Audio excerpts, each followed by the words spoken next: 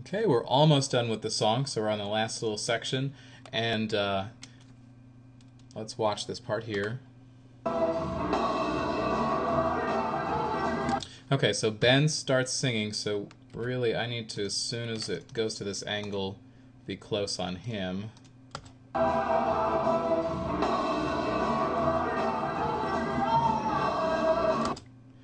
Let's cut away to another angle at that moment.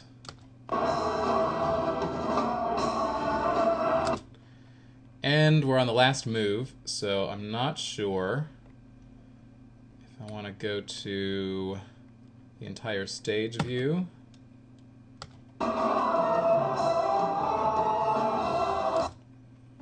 So I've got a close-up of David Hayes right there, so I'm not sure where I want to stick that.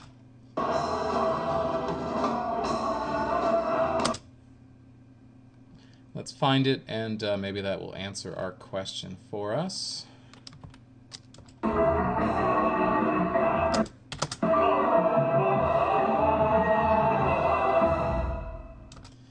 Now that's a pose. Okay, let's stick that in here, see how it fits.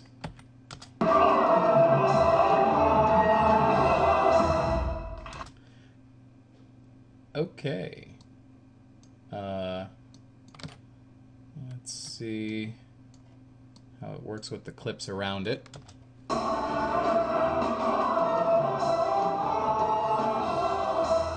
Okay, we're missing a bit of, obviously, the chorus doing that move, so let's...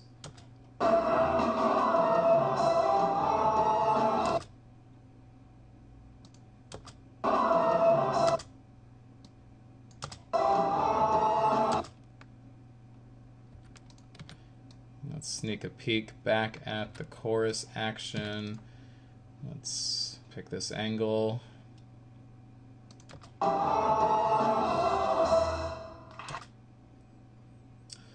Oh goodness. Again, I really kind of want to see the rest of the chorus doing that move as well.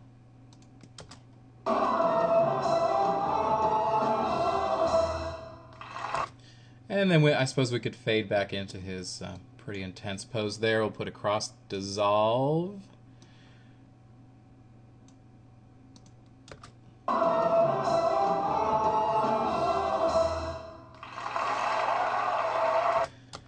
And not too much of that, so let's go back to another shot.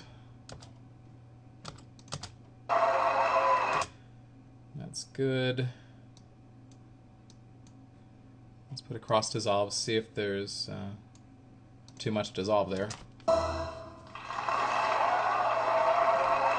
Yeah, that's kind of quick. I can change the timing of the dissolve and make it 20 frames. See if it... Again, that's a little too quick on the end. So let's, again, oops, put a cross dissolve but make it 20 second or 20 frame.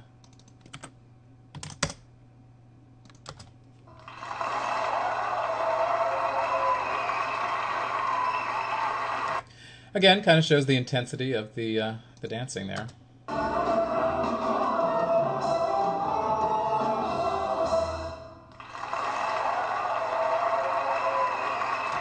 It's unfortunate the camera angle starts moving.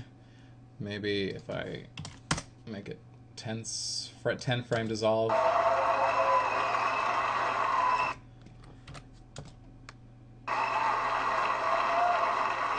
Okay, that camera 1 is moving too fast to use. Okay, now I can go to it. And we're doing the bows. So that's the end of the song. Are we done with the edit of this song? Absolutely not. What is left is color correction between the shots and the sound editing. Since we had separate feeds of sound, we have to work on that. So that is what is next to do. This section here is the point where we're going to try to color grade or color correct between the shots. One of the bugaboos for doing multi-camera shooting is not every camera is going to give you the exact same colors in the shots. Even if you have two of the same camera, which is what I've done with this show, there can be slight differences in the colors and the lighting. So you have to do a little grading by pasting some filters on these clips. So as you see on this wide shot, we've got certain color. We flip to the next shot, and the reds don't exactly match. The lighting isn't quite the same. So I'm not going to waste the time by showing you all my little messing around here. So I've got the filters pasted on. I'm just going to turn it on, and you'll see it increase the saturation of the reds, brightened it up a little bit. Go into this shot, turn the filter on that I pasted here, and same thing at that one. I just kind of brightened it up. We can probably increase the saturation just a little bit. And it's a delicate balance between some of these filters, so you just have to work with it, and it's something that I'm constantly trying to work on. So you can see as I go through all these shots, I have increased the lighting, tried to match the reds as best I can, so as it flips from angle to angle, you're not taken away from the scene because you're trying to compensate for the different colors that you're seeing. So now the next section we're going to move on to is editing the sound. Okay, the benefit of this particular concert, we had some really great people working our sound during the event, and they were able to give me 3 separate feeds, well 2 separate, and then I added the third. We got a direct feed of all the microphones of the pit orchestra just by themselves, and then we got a separate feed of just the choir microphones. And then I had a feed from one of my cameras up in the auditorium. So we've got those 3 audio feeds to deal with. So right now, you may not be able to hear very well. This is the one clip of the band only. So it's like almost like a karaoke track.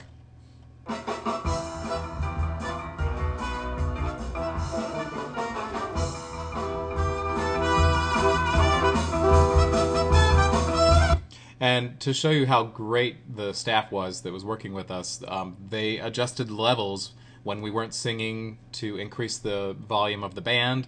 Then when we came back in, they adjusted it again. So what I need to do is send the clips to my sound editing program to tweak with them a little bit to do some equalization, because some of the sound directly from those microphones, doesn't sound perfect.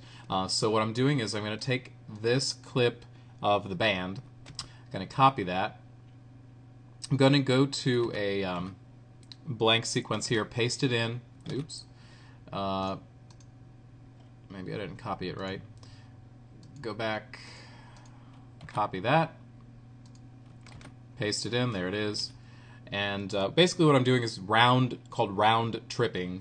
I'm going to take this and export this file, bring it into the editing program for equalization, and then bring it back into the video editing program.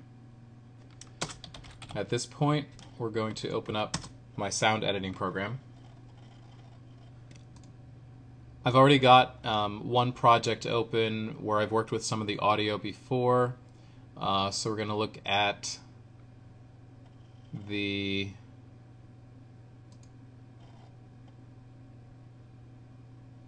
file here. I'm going to delete. Okay, so I'm going to bring the file in of the pre-edited version of the band. Plop that into the timeline. There we go. And I have a channel equalization for the band already pasted on here from another project. So again, what we can do is we can listen to have it toggled off, and it should sound exactly like we did here in the video program. Now I'm going to toggle it on.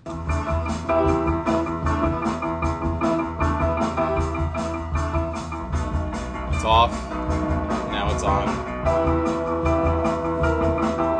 It brings a little bit more presence to the sound. And so I'm going to repeat the process again for the choir mics and we'll bring it back into the video editing program to work and adjust on the levels. This is our final step. I'm doing the final mix down of the levels of the different audio tracks. So we're going to start, and so we've got the band is going to start playing. So we just need a little bit of the audience applause, kind of fade that out, let the band play, and then increase the microphone for the soloist. So that's what we're going to do right here. So we're going to fade out the audience at that point. And we're going to make sure the choir mics aren't turned up yet. And we'll make sure that the band has a little bit higher level.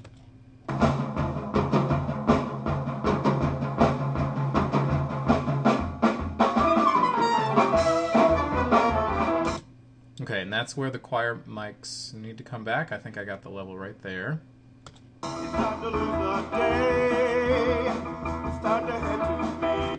Okay, so at the time that the choir mics come up, the band's got to come down. Maybe a little bit more.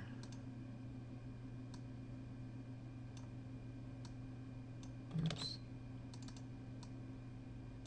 It's time to lose the day. It's time to head to me. Let's make sure the choir mic can go up for the soloist a little bit during his solo. It's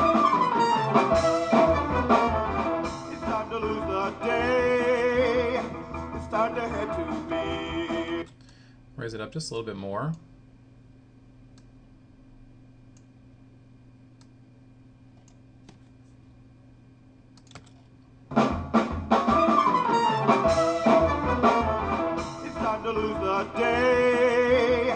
It's time to head to Bill, where the rhythm is hot and the music is real. You can do without love, swear off the booze, but everyone alive needs to sing the blues. It's time to raise some hell and get on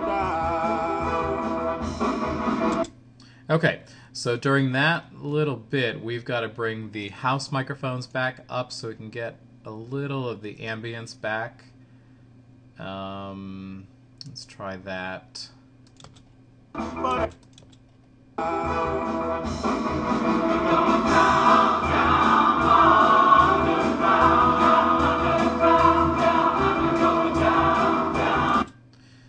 think that's just a little too high. Let me bring that down a little bit.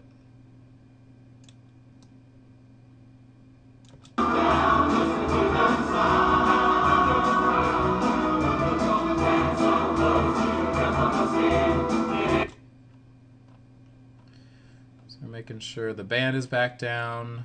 We've got the choir mics at a good level. And pretty much I'm going to tweak that just a little bit throughout the song as the instrumentalists come in and out. But pretty much that is how I put together a clip for a live event.